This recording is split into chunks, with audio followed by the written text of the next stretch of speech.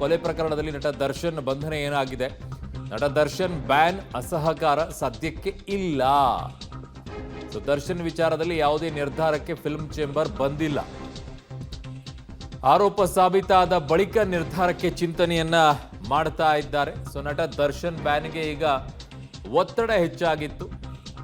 So ಈ ಬೆನ್ನಲ್ಲೇ ಸಭೆಯನ್ನ ಫಿಲ್ಮ್ ಚೇಂಬರ್ ಕರೆದಿತ್ತು. ಸೊ ಆರೋಪ ಪ್ರೂವ್ ಆಗಲಿ, ಆಮೇಲೆ ಡಿಸೈಡ್ ಮಾಡೋಣ ಅಂತ ಈಗ ಫಿಲ್ಮ್ ಚೇಂಬರ್ನವರು ಬಂದಂಗೆ ಕಾಣಿಸ್ತಾ ಇದೆ.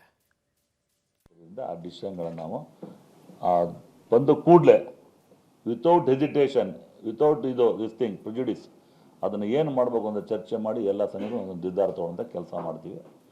ಅದಕ್ಕೆ ನಾವು ಹೇಳೋದು, ಯಾಕೆ 2011 ಹೇಳಿದ್ರೆ ಅವತ್ತು ನಾವು ಮಾಡಿದ್ದು ತಮಗೂ ಗೊತ್ತು, ತಾವು ಇದ್ದರೆ ಅವತ್ತು ನಡೆದ ಘಟನೆಗಳು ಗೊತ್ತು.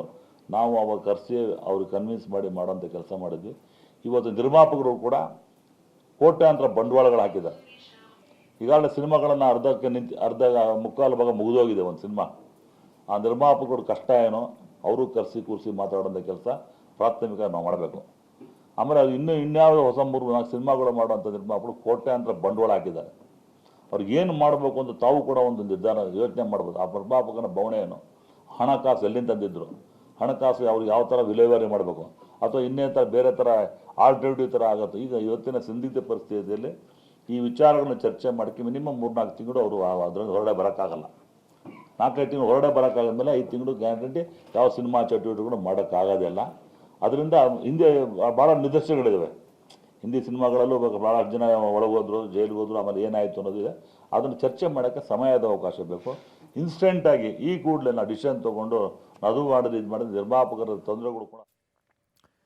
ನಿಮಗೆ ನಿರ್ಮಾಪಕರು ಬಂಡವಾಳ ಹಾಕಿದ್ದು ಕಾಣಿಸ್ತಾ ಇದೆ. ಫಿಲ್ಮ್ ಚೇಂಬರ್ನವರಿಗೆ ನಿರ್ಮಾಪಕರು ಬಂಡವಾಳ ಹಾಕಿದ್ದು ಕಾಣಿಸ್ತಾ ಇದೆ. ಪಾಪ ಅವ್ರು ಏನು ಮಾಡಬೇಕು ಅಂತೇಳಿ. ರೇಣುಕಾಸ್ವಾಮಿ ಕುಟುಂಬ ಏನು ಮಾಡಬೇಕು ಹೇಳಿ? ರೇಣುಕಾಸ್ವಾಮಿ ಕುಟುಂಬ ಏನು ಮಾಡಬೇಕು? ಅಭಿಮಾನಿ ಆಗಿತ್ತಪ್ಪ, ಅಶ್ಲೀಲ ಮೆಸೇಜ್ ಮಾಡಿದ್ದಾನೆ, ತಪ್ಪು, ಕರೆಕ್ಟ್, ಒಪ್ಕೊಳ್ಳೋಣ. ಅದರಲ್ಲಿ ಏನು ಶಿಕ್ಷೆ ಕೊಡಬೇಕು, ಬಟ್ ಕೊಲೆ ಮಾಡೋ ಮಟ್ಟಕ್ಕ